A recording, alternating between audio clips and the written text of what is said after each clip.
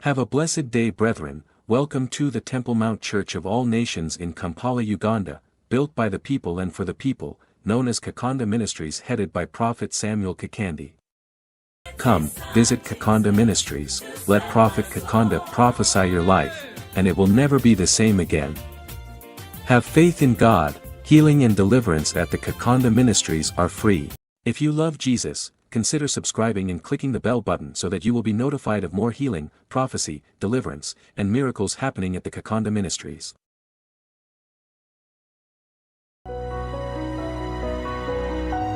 Jesus, Yesu, take more of my poverty. twala obwavu bwange mu bungi. Give me more of your riches. Mpa obugagga bwo mu bungi.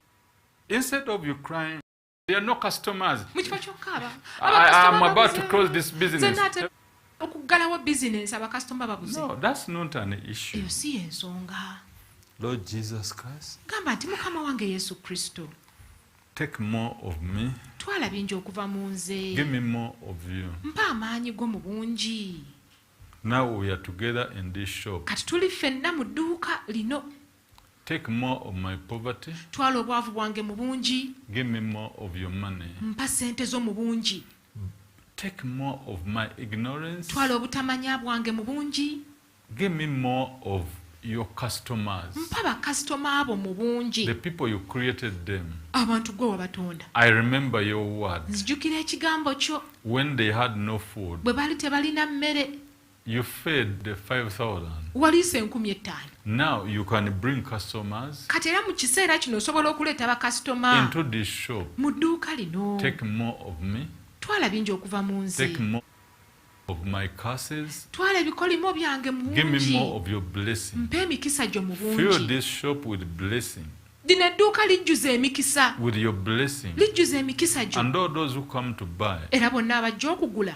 take more of their agony. Twala enyiike yaabwe mu Fill bungi. them of your joy. Bajjuza essanyu lyo. Direct them, O Holy Spirit, Balagirire Ayi Omwoyo to Omutukuvu. come to my shop. Bajje mu dduuka lyange. Tell them it is the best shop Bagambire edduuka erisinga okuba because eddungi. Jesus, you stay here. Kubanga Yesu wano w'obeera. So, Olaba, Jesus, beera ku peesi move ng'ogamba me, Yesu. move you, move me, move you, move Twala me, bingi okuva move mu you, nze, mpa move bingi me, okuva move gy'oli. you, move me, move you, move me, move you.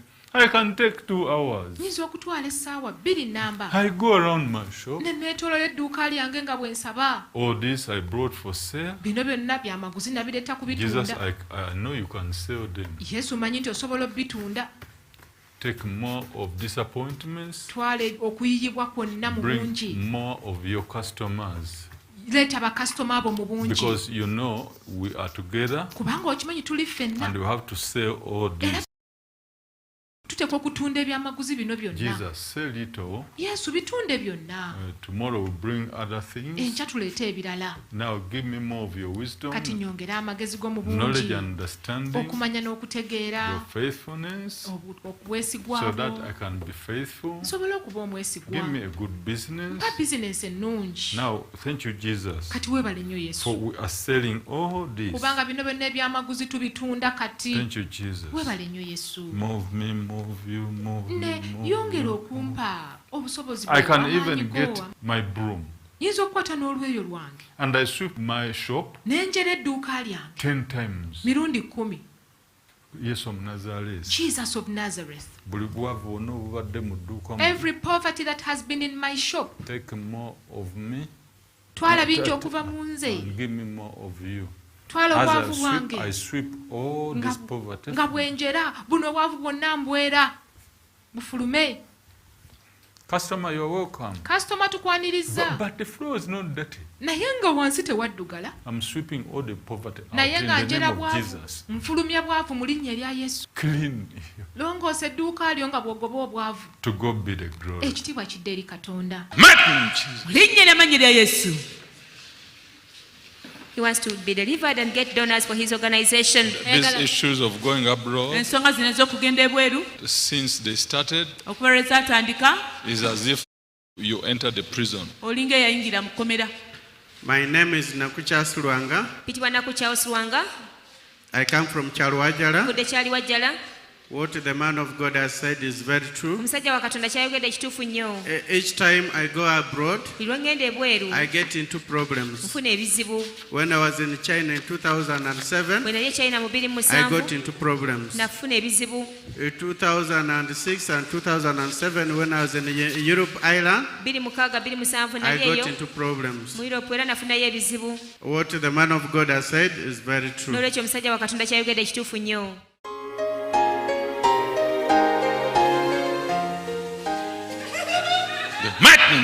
Linnya ly'amannya lya Yesu. Deliverance is going on for Brother Julius who was scarred with bad dreams. What have you done to his life? Kiki okoze mu bulamu bwe? Fuluma. Clap for the deliverer Christ Jesus. Tukubira omusumazi Rise up. Kristo Yesu. Situka ssebo. The girl you thought she's a small girl Omuwala gwe walowooza nti kawala kato brought you problems. yakuleetera ebizibu. Yeah, she's a small girl, Kano pretty kawala small kato. girl. Kawala kato kalungi.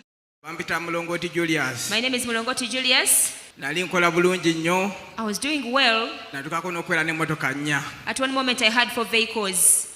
Naye musajja wa Katonda kyogedde kituufu obulamu bwange bwakyuka. Man of God, what you've said is true. My life changed. Kawala kanalowooza nti kato. There's a girl I thought was a small girl. Kaleeta obuzibu buno. She brought me this problem. Nali Mbaale I was in Mbale. nga nsoma amateeka I was studying law. nga ndi mwaka gwa 2 In my second year, ne nkakwana. I dated this small girl. Okuva olwo From that time, nze omuntu companies zanonya Stanbic zinkubira World Vision zonna zaagala kumpa mirimu. I who was being looked for by companies like World Vision and many others, they wanted to give me jobs. Wenjogerera wano ne LDC bampisa okusoma diploma mu legal practice. As I speak now, I'm supposed to go to LDC for legal practice Tutandika ku diploma. Monday naye sinaade 10. We are starting on Monday, but I don't have a single coin. And the cause? Ate ensibuko eri ki? Ensibuko eri ku kawala ke nali naako. The cause is the small girl. Thank you, Jesus. Weebale nnyo Yesu. Thank you, Holy Spirit. Weebale nnyo Omwoyo Mutukuvu. Let me remove the small girl Kankuggyeko akawala kano akato from your life. ng'ajje mu bulamu bwo. Small girl! Ah! Bw'akawala akato fuluma.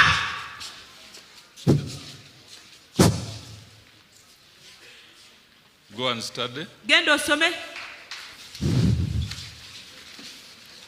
In the name of Jesus Christ. Linnya lya Yesu Kristo. Lady Olivia has come with the spirit of anger with bad dreams and financial failure. Mukyala Olivia alina omuzimu gw'obusungu, alina ebirooto ebibi, alemererwa In the n'ebyenfuna. mighty name of Jesus. Linnya ly'amannya lya Yesu. Rise up. Situka nnyabo. It was a time now they started persecuting your mom, Kyali kiseera batandika okuyigganyiza maama wo. taking you out of the house. What Mwenna you're saying, babafulumya man of ennyumba. God, is true. I'm Namsoko Olivia, Nze Namusoko Olivia, coming from Kasubi. Budde Kasubi. What man of God said is true. Musajja wa Katonda kyayogedde It ekituufu. all started when I was below 5 years old. Byonna byatandika nga sinaweza myaka 5. My parents had moved from Hoima to Kasese, Hima town. Bazadde bange basenguka That's okuva e where my Hoima father had gotten a ne job. bagenda e Kasese mu Hima town, kitange gye yali afunye omulimu. So there was a home where my grandmother was staying, but she had died, and there were my aunties. Waliwo amaka jjajja mwe yabeeranga omukyala yali afudde nga mbeeramu bamaama bato. So my parents had to stay with my auntie up to when they could settle themselves to move out. Kati bazadde bange babeeranga ne maama oyo omuto okutuuka beetereeze ne basobola okudda mu nnyumba eyaabwe. So when my mother had given birth to my young brother, Maama wange ng'amaze okuzaala muganda wange mwannyinaze omuto, she had done some farming, they had some money, and they constructed a house. yali alina byalimye nga bafunye ssente ne bazimba ennyumba. It was a good house by then, Mu kaseera ako yali nnyumba a nnungi, brick house, nnyumba ya matoffaali. the first house to be plumbed with water in the area, Ye nnyumba eyasookera ddala okubeera ng'eteekeddwa mu payipu z'amazzi mu kitundu ekyo. and it was the first house to have electricity, Era ye nnyumba eyasooka okuyingizibwamu amasannyalaze. because even the transformer was at home. Kuba ne transformer yali waffe mu luggya awaka. So that made my aunties very jealous, and the relatives. Ekyali ky'abasenga bange n'ab'eŋŋanda abalala okukwatibwa obujja. They started fighting my mother and my father, Ne batandika okulwanyisa maama wange ne taata wange, chasing her out of the nga house, bamugoba ave mu nnyumba, doing witchcraft. nga bamuloga. They used to fight all the time Buli kaseera nga balwana, Because I remember one day I was in my mom's bedroom Lumuzikira nali mu kisenge kya maama and I saw snakes and lizards passing on her bed. nendaba emisota n'eminyanga bitambulira ku buliri bwe. That day, my father and my mother had to fight so hard Ku lunaku olwo taata ne maama baalwanagana nnyo. that my father wanted to hit my mother with a hammer in the head. Taata n'ayagala okuba maama ennyondo mu mutwe. My auntie, the sister to my mother, had to grab the hammer Maama wange omuto muganda wa maama wange yakwata ennyondo. and my dad kicked her and chased her away from the home. Kitange n'amusamba tteke n'amugoba n'amugoba awaka. The misunderstandings and fighting went on Obutakkaanya buno bwagenda maaso up to when one day they were fighting. okutuusa olunaku lumu baali balwana. My mom was running away to go to the chairman because the chairman was a neighbor. Maama yaddukira ku muliraane wa chairman. And my father had to throw a spear at her. Kitange n'amukasukira effumu. Luckily enough, she had to turn at the corner of the house Eky'omukisa omulungi yaweta ku kasonda k'ennyumba bw'ati. and the spear entered the tree. Effumu ne likwata muti. Another thing that happened, Ekirala ekyabaawo they brought another wife into the home, baleeta omukazi omulala mu maka pretending that she was a relative to my auntie and my dad, nga beefudde nti omukazi ono yali wa luganda lwa ssenga because wange they ne wanted taata to chase my mother from the kubanga house. baali baagala ogoba maama wange mu So maka. they chased my mother from her bedroom, Bwe batyo baagoba maama wange mu kisenge kye. and the lady moved into my mom's Oli bedroom. omukazi ne bamuteeka mu kisenge kya maama She wange. used to cut our fingernails. Omukazi yafisalangako enjala. We don't know what she used to use it for. Tetumanyi kye yazikozesanga. My mom was fed up with everything. Maama wange yawulira nga buli kimu kimutamye. One day she was in the kitchen Lumu yali mu cooking. ffumbiro ng'afumba. It was sweet potatoes. Yali afumba lumonde. So when this lady came to insult her and the aunties, they were chasing her out of the house. Omukazi bwe yajja okumufuma ne basenga nga bamugoba mu nnyumba. She told them, if you dare chase me from my house, Yabagamba. they were like, we shall beat you. She was like, okay, come and you beat me. Yabagamba yamugezaako okugoba mu maka gange gano. Ne bagamba tujja kukubako ye nti kale mujje mu nkube. Being that she was a frustrated woman, Kubanga ali mukazi nga byamuggwako she nga had to yakoowakowa. fight back. Yabalwanyisa. She hit that woman. She was like a mchotala woman. Oyo omukazi yalinga mukyotala yamukuba. When she hit her, Bwe yamukuba, the entire relatives came and started hitting my mother, ab'enganda ze bonna ne bagolokokera trying ku to maama ne chase batandika her from the omukuba home. nga bamugoba awaka. What happened? One of my aunties, she's late right now, Ekyabaawo senga wange omu kati yafa. entered the house, started throwing my mom's belongings outside, including knickers. Yayingira mu nnyumba n'atandika okukanyuga ebintu bya maama n'obuwala obw'omunda nga bikasuka wabweru. She put water in her mouth and she spit at the entrance of the house. N'ateeka amazzi mu kamwa n'agawandula mu mulyango. I don't remember what she was saying, but I remember all that. Sijjukira bigambo bye yalaamiriza naye byonna ebyabaawo mbijjukira. So when my father came back from work, Kitange bwe yakomawo okuva ku mulimu, instead of defending my mother, mu kifo ky'okubeerawo he ku got ludda lwa a maama, panga looking for her to cut her. yakwata jjambiya ng'amunoonya By then my kumutemaatema. mom had already gone to the chairman. Maama yali yaddukira edda wa She had chairman. forced the chairman to write for her a letter and she had gone to the police N'agamba station. chairman amwandikira ebbaluwa n'agenda ku poliisi. So the police came and arrested all of them. Poliisi yajja n'ebayoola bonna ne batwala. Even before that incident, N'ekyo nga tekinnabaawo, I remember my mother, nzijukira maama wange she lost a pregnancy of twins olubuto lw'abalongo lwavaamu after a serious fight. oluvannyuma lw'okulwanagana okw'amaanyi. So what the man of God has said is true N'olwekyo omusajja wa Katonda by'ayogedde about bituufu. persecuting my mother Ebikwatagana ku kuyiganyizibwa and kwa maama chasing her wange out of the house. n'okumugoba mu nnyumba. And not to forget, Ate sijja kwerabira ne kino. when they stole us from our mother and they took us, they stole the kids they first took me and then came and took my brother away. Ffenna abaana nze ne mwannyina ze baatubbawo ewa maama ne batutwala. They hid us in Mubende at our grandfather's place. Baatukweka ye mubende wa jjajjaffe When omusajja. my mom was there, she was stressed and desperate. Maama yali awo nga awulira essuubi limuweddemu yenna. She needed money to go back to her village Nga in yeetaaga sente Chibale. ezimuza mu kyalo ky'ewaabwe Kibaale. She was a hard-working woman and a farmer. Yali mukazi mukozi nnyo ng'alima. She used to rear goats and chicken. Yalundanga enkoko, embuzi. So when she tried to sell some goats Bwe yagezaako okutunda ku mbuzi ze so that she can get some transport, asobole okufuna sente they ezimuzzaayo, had to get the goats and they tied them on her. baakwata embuzi ne bazimusibirako. And they took her around the entire village, Ne bamutwala nga bamutambuza ku kyalo saying kwonna. that she was a thief. Nga bagamba omubbi wuuno, omubbi wuuno. So that's how they chased her out of the house. Bwe batyo baamugoba mu nnyumba.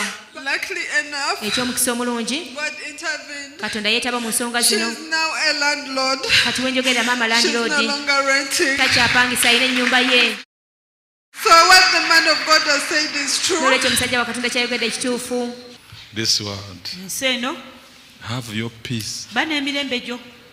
Father, I remove this suffering from her life. kitaffe nzijjawo okubonaabona kuno mu bulamu bwe In the mighty name of Jesus. linnya ly'amanyi lya yesu. What if Jesus didn't come? kiri kitya singa yesu teyajja bannaffe. Rise up. situka nnyabo. Sister Bridget has chest pain following a road traffic accident. mukyala Bridget alumizibwa mu kifuba munda oluvannyuma lw'okuwa akabenje.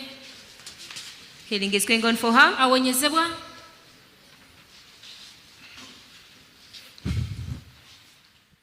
Before the accident, you had a disturbing boy or man. nga tonnafuna akabenje kano walina omusajja yali akutawaanya. kituufu musajja wa Katonda. That is true, man of God. amanya gange nze Kyaveri Mukama Bridget My name is nviridde Kawanda. Kyaveri Mukama Bridget. waliwo boyfriend omu ali mu bulamu bwange bamuyita Rogers naye amalako nnyo emirembe. There's a boyfriend in my life called Rogers, but he does not give me peace. What it does to you, era byakukola they are not good. si birungi. kituufu musajja wa Katonda. What you've said is You know true. it. naawe okimanyi. mbimanyi. know it. Sometimes you walk when you feel the pain. seera emu otambula owulira obulumi. kituufu Stop musajja wa Katonda. this, what you are practicing. komya kino kyokola. Get somebody else who is decent, who cannot do these funny funa things. omuntu omulala akuwa ekitiibwa akuvaluing atasobola kukola bintu bino bitategeerekeka biti. I don't want to mention it here. saagala byatula wano. Yes? Because you took time even going to the toilet when you find problem. kubanga watwalayo obudde kituufu nga musajja wa n'okugenda Katonda mu ekintu toilet ekibadde ofuna kinumanyira ngamba singa kuba saakiwandiisiza naye nina ekiwundu bwe mba nfuluma omusaayi ate Because kimazeeko emyezi like 6 ate eryo ebbanga limaze naye. kubanga Man of God, what you've said is very true because I have a wound in my anus. I only failed to write it on my prayer card, and I've had this painful wound for 6 months from the time I started living with this boyfriend of mine. Ayina ekintu kyakola There is something he does. don't mention it. kugambye tobyasanguza wano. Once you know that I've touched the issue, gwe kasita omanya nti nkonye ku nsonga don't mention it because we're in public. togyasanguza kuba tuli mu lwatu mu bantu. Yes, I don't want to mention it. saagala gyogerako. Even on Wednesday, ne ku lwokusatu it was too much pain bwali behind. obulumi bungi nnyo. kituufu musajja wa Katonda. That is true, man of Olwokusatu God. nalina obulumi bungi nnyo nnyo nnyo. To go to the Ate toilet nafuna was a an very- accident. On Wednesday, I had so much pain, and that's the very day that I got an accident. If they do these things to him, can he be happy? ye singa bamukola byakukola ayinza okusanyuka. musajja wa Katonda era taba musanyufu. He cannot be happy, man of God. Leave that world of Sodom. eyo ensi ya sodomu giveemu. fuluma. Don't do these silly things. bino ebintu ebyekisirusiru tobiddamu. In the name of Jesus. linnya lya yesu. Father, she's your daughter. kitaffe ono muwala wo. Allow her not to suffer this. mukkiriza aleme kubonaabona bw'ati. Come, visit Kakande Ministries, let Prophet Kakande prophesy your life, and it will never be the same again. Have faith in God, healing and deliverance at the Kakande Ministries are free.